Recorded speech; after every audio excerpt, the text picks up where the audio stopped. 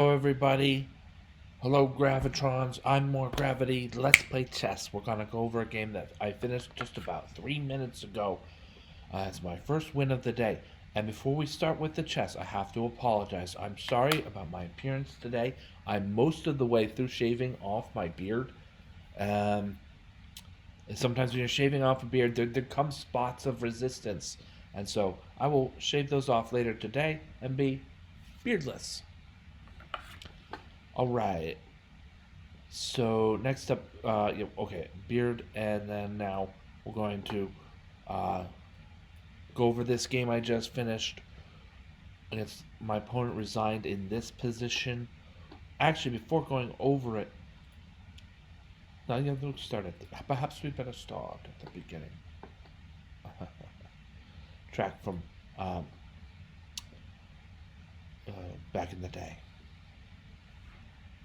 Metallica, or was it White Zombie? White Zombie. Now there's a band I haven't listened to recently. I will be downloading White Zombie later today, or listening to White Zombie. It's like a heavy metal band from the mostly from the '90s. Was very prevalent in the '90s, very popular in the '90s. All right, so adieu. Without further ado, we'll start to review this game. So we have a game in 3 minutes per side. So quick moves, quick moves. Hut two, guys. Hut two, gals. And we see, so we'll stop it here after White's fifth move.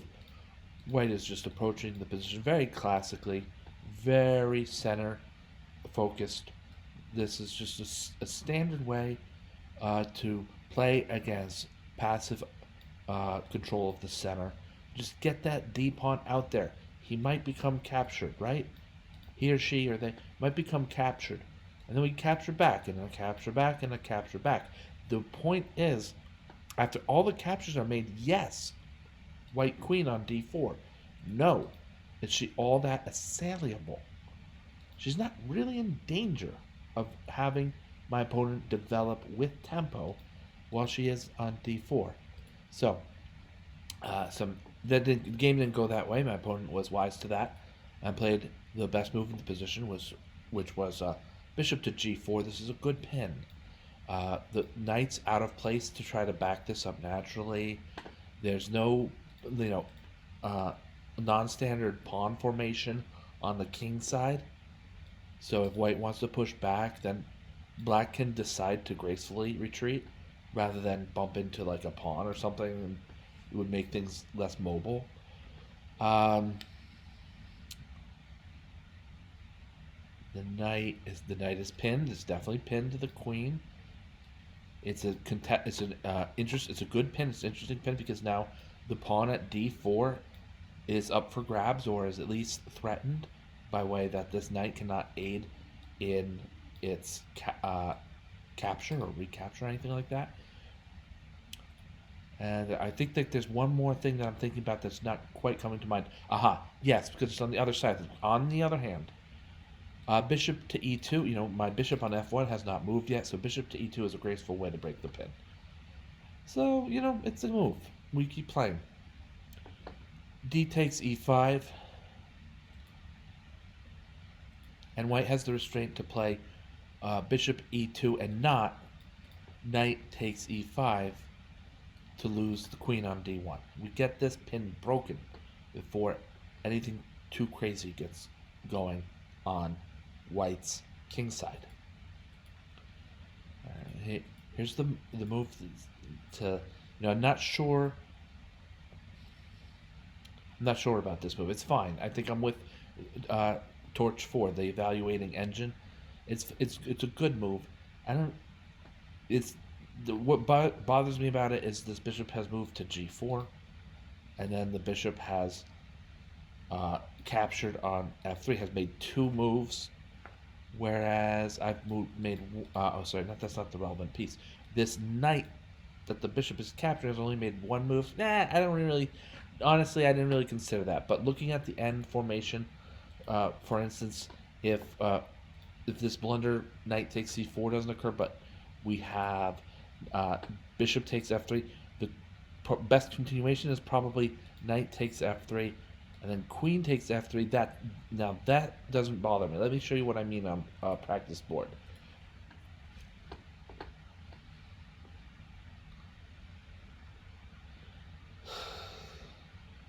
Queen takes f3. I could play g takes f3 and maybe scoot the rook over here for control of the g file. I think queen takes f3 is a better move. Torch 4 agrees, so we'll go on with that. So this here with white to move. I'm not worried about this position as white. It's a game. There's a lot of action that still to come and so on. But there's no one thing that worries me from white's perspective. We have development. We have development that's gonna follow up on that, and in a flash, right? The dark squared bishop has 4 glorious squares glorious squares from which he may choose to develop. There's a kingside castle most likely soon. There's a queenside castle possible in a little bit of a strange way. Or white could stay in the center for a bit as he's Houdini to both the queenside and the kingside and the center. So, this is the one of the most mobile kings possible if he had access to the f2 square. Anyway, the king's a moving target. The pawns that are developed are strong and protected. Oh, this one's protected. This one's not protected. Can be in a moment, in a minute's time or anything. But not only that, it's strong, contributing towards control of the center. So it's just what they call a position for white that is easy to play. I'd say maybe the same for black. He's slightly more cramped, and will probably be castling kingside, and queenside castle doesn't. It's not bad, but it doesn't seem to it doesn't beckon black's king. So maybe the kingside castle is on, and that's it. But don't get me wrong. This position is not like strong for either side. You can see Torch 4 says 0.3 in favor of white. Yeah, I'm about with that. It's white's turn to move, and it's a game. That didn't happen. Instead, knight to c4, and I guess this is kind of a little bit of a flat denouement. Queen to a4 check will pick up about a piece's worth of material. There's different ways to respond. The one that I thought, one that's kind of challenging would be pawn to b5, but it just doesn't work because after queen takes b5 check, the threat against the knight is renewed. So pawn to c6, queen takes c6, and now I'm up a piece. Go back to review for this and just see if anything catches my eye as particularly didactic. I think that means intending to teach, or not even just intending, but definitely teach it. Because so here's this, we're gonna go over. This is the main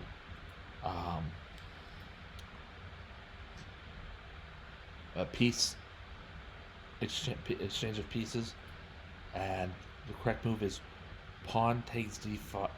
So we have some correct moves here. I think what happens.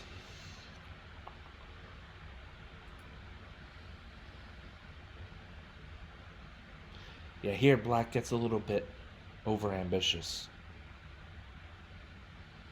Might want to play pawn takes d6, and then white's still up a ton of material after bishop takes g5, queen takes g5, queen takes g5, and either the exchange of queens on d5 worsens black's position,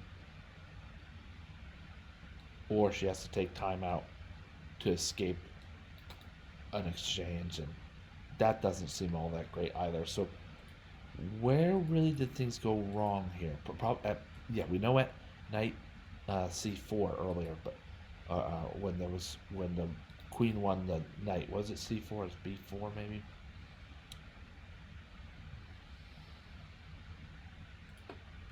Yeah, knight. We know knight takes c4, but after that, and white sort of holding this steady 2-point material lead. Where in here did the game slip away from black? I think black would do well to keep his knight on f6 here, capture with the pawn, and that's looking a little bit better. I'm not certain about that. Let's check out on analysis what the thing to do is. We're here with black to move, and the analysis agrees with knight takes d5. Not that c takes d5 is bad in comparison, but they're both pretty bad due to mostly already built-in factors from the white's existing material advantage. But the torch likes knight takes d5, rook a d1. I played rook f d1. It's not all the biggest deal. They're both really good, as we see rook f d1 here, and rook a d1 is also strong. But rook f d1.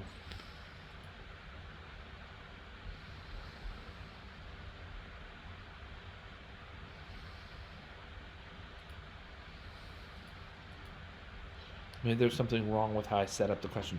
Yes, some of this was built into the position already. When some of these are occurring, these are accurate exchanges, and some of the difference between this is a 2-point material advantage, which Torch is reporting as about 4 points in favor of white. It's just built into the position anyway. Is how I'm understanding that. Anyway, so we see some moves here. I think I've belabored the point long enough. And bishop takes e3 is not the correct move. And the surprising bishop takes f7 check after recaptures. Then forcing along the d file, liquidates a whole lot of pieces. And that will leave white ahead, just way too much material to win any kind of endgame out of this. And that's it. So, go all the way to the end and then play this out hopefully quickly against the computer, and I'll be signing off for today's session at that point.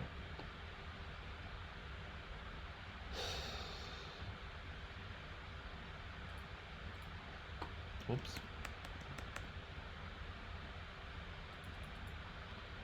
Okay, I don't know what that's about.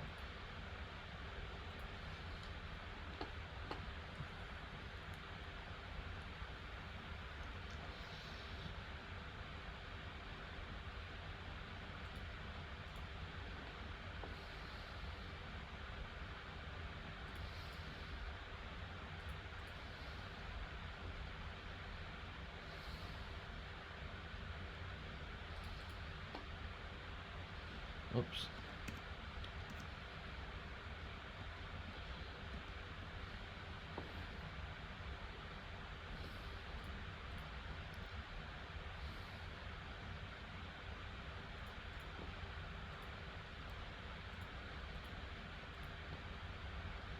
Ah.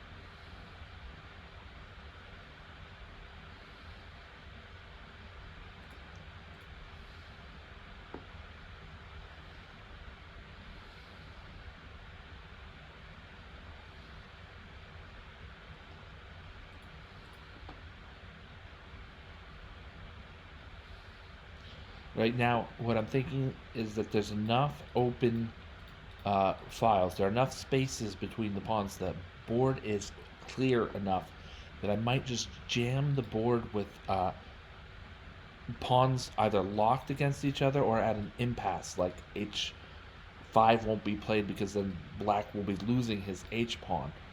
That if we do jam the board up a bit like that, I have enough to there's enough here to make things happen. And with this passed pawn on e3, that this is really going to happen. Plus, I have some pawns to open things up if I have to sacrifice a pawn, or even maybe a knight for 2 pawns or something. So let's try this. We're going to try pawn to g4.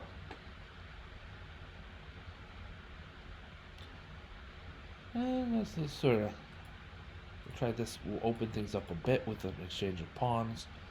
Not worried about any of this. Now I am, because we got to stop it from. We got to stop the pawn from promoting. We grab another pawn, so now we're up in pawns from where we were 4 moves ago, and we have enough time to make it and protect this passed pawn. King gets active.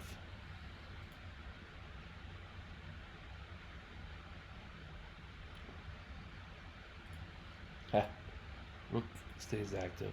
Not so worried about this knight. Keep this here. And then we're going to move on down the b file.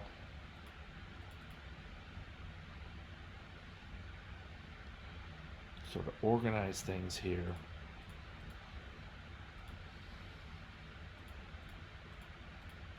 And there it is. Not a difficult endgame to convert. You know what to do. Just trade pawns, get something promoted, don't lose your pieces. If you have to activate your king, don't feel against that. There's no shame in that.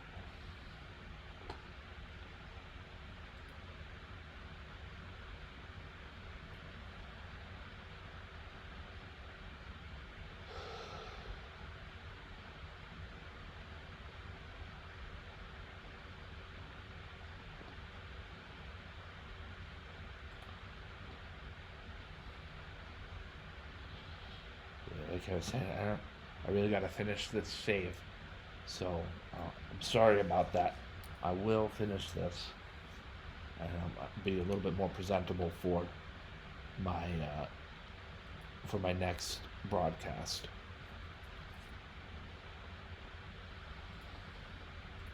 All right.